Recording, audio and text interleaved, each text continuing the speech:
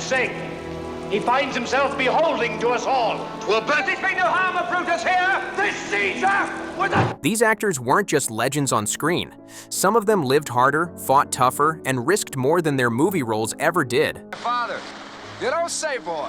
Son, your pappy and me, we hunted buffalo together in the army. But these Hollywood legends didn't just play tough guys.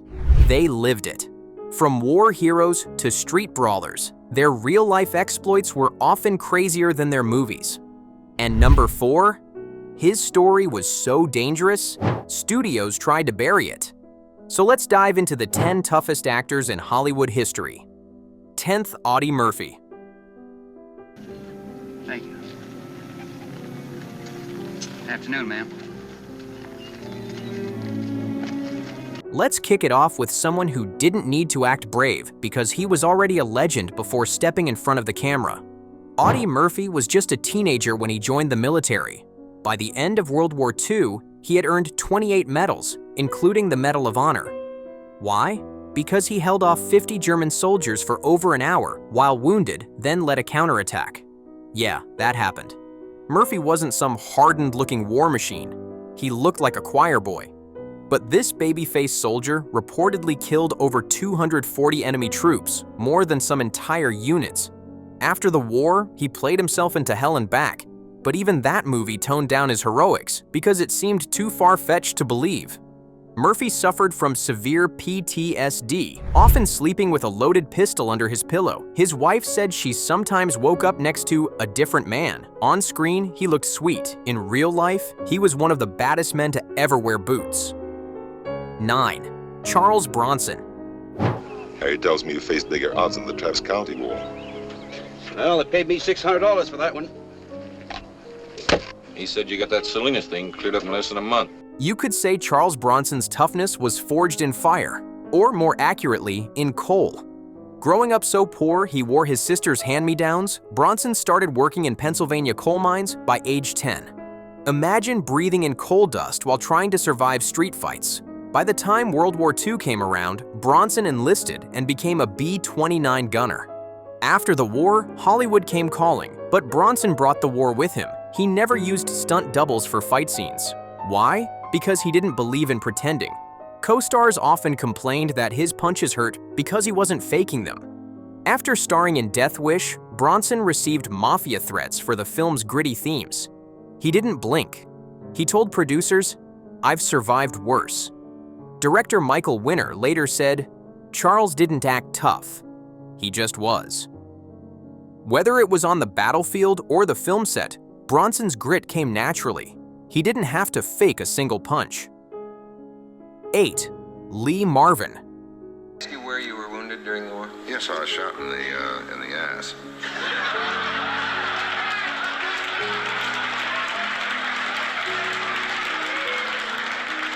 When it comes to pure, quiet toughness, Lee Marvin might top the list.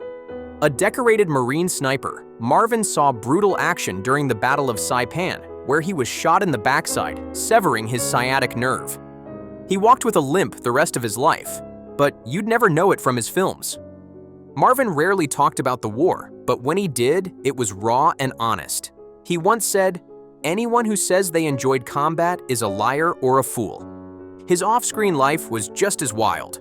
Once, in his 40s, Marvin reportedly took on 6 lumberjacks in a bar brawl, and won. His co-star James Coburn said, "You didn't mess with Lee." When he walked into a room, the atmosphere changed. Director John Boorman summed it up best. Lee Marvin knew violence. Not the Hollywood kind, but the real, fast, ugly kind. That knowledge made him terrifyingly real on screen. 7. Steve McQueen.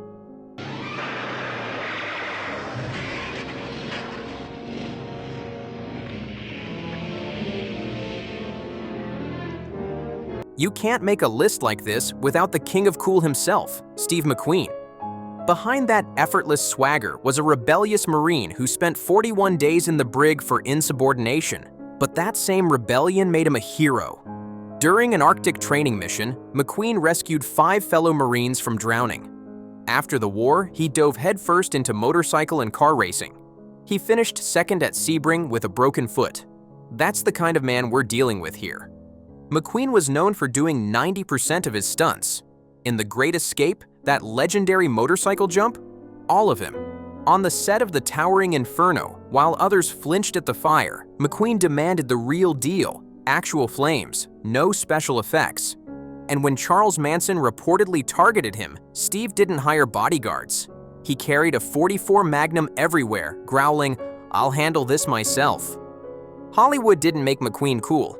He brought that cool with him, from the battlefield to the big screen. 6th, Kirk Douglas. An instant kill on the red. Here. Here. Always remember, go for the red first. Known for that signature cleft chin and intense glare, Kirk Douglas was more than a movie star. He was a warrior in real life. He served in the US Navy during World War II and later trained with real-life gladiators for his iconic role in Spartacus. When a stunt coordinator told him not to jump from a 12-foot platform during a battle scene, Douglas ignored him, broke 2 ribs, and came back 2 days later to finish filming. No stand-ins, no excuses. At 80 years old, he survived a helicopter crash that killed 2 people, then went on to recover from a stroke and publish multiple books. Co-star Burt Lancaster once said, "Kirk attacks every role like it's a bar fight." Even Stanley Kubrick admitted, his energy and willpower were terrifying. Douglas didn't just act like a gladiator, he lived like one, and Hollywood was lucky to keep up. 5. James Cagney. Ain't you got a drink in the house? Well, not before breakfast, dear. I didn't ask you for any lip. I asked you if you had a drink. I know, Tom, but... At just 5 feet 5 inches, James Cagney had to fight harder than most to be taken seriously. He grew up in New York's roughest neighborhoods, getting into street fights before he ever set foot on a movie set. In The Public Enemy, Cagney's punches weren't exaggerated. They were real, honed from a childhood spent boxing. That infamous grapefruit scene? Completely unscripted. Mae Clark's stunned reaction was 100% genuine. Cagney once said, "A small guy doesn't get to wait around. He's got to hit first." That energy followed him through every film. Raoul Walsh, one of his directors, said, "He threw punches like he was trained," which he was. Off-screen, he was fiercely loyal, quietly helped friends, and lived a low-profile life. But if you crossed him, as Bob Hope once joked, he'd deck you first and apologize later. James Cagney wasn't tough because of his size. He was tough despite it. 4. John Wayne. We'll take them from here on, JD. Just like that, huh? Just like that. Lightfoot, how far away did you say they are? Let's talk about the Duke, and this one's wild. Many critics believed John Wayne was just playing a tough guy.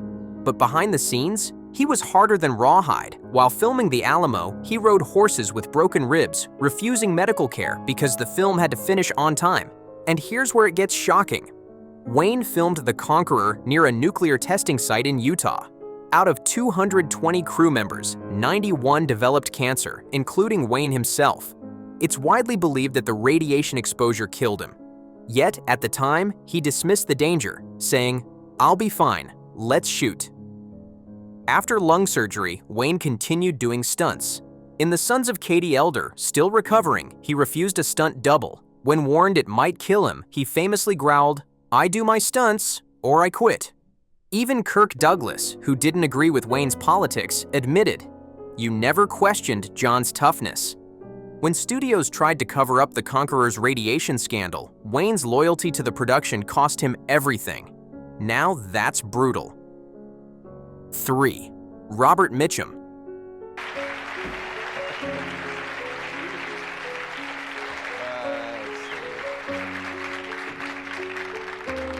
Robert Mitchum didn't just act tough, he was tough from day one.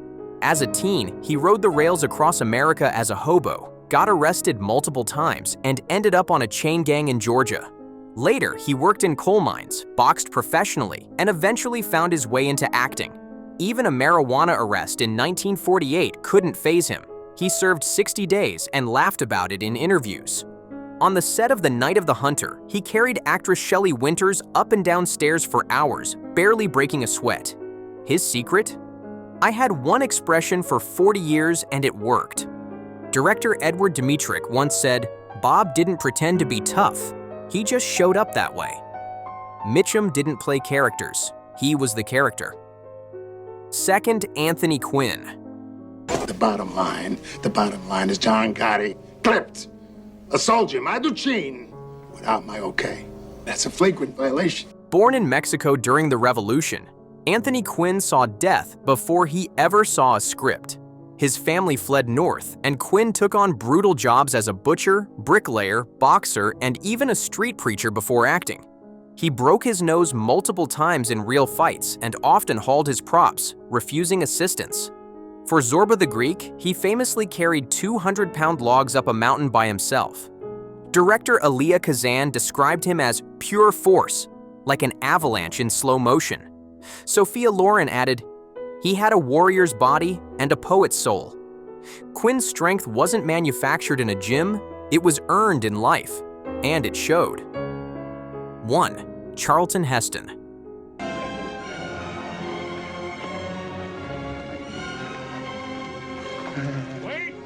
Rounding off our list is Charlton Heston, a B-25 tail gunner in World War II who went on to portray Moses, Judah Ben-Hur, and more iconic roles than we can count. For Ben-Hur, Heston trained for months to drive a chariot and nearly died during multiple crashes. For the agony and the ecstasy, he painted ceilings for hours at a time, causing permanent nerve damage in his arms. But he never stopped. Director William Wyler called him the most dedicated actor I ever met. Even after being diagnosed with Alzheimer's, Heston gave speeches, wrote books, and stood firm for his beliefs. His toughness wasn't just physical, it was mental and moral. When Heston stood on screen, you didn't see a man pretending.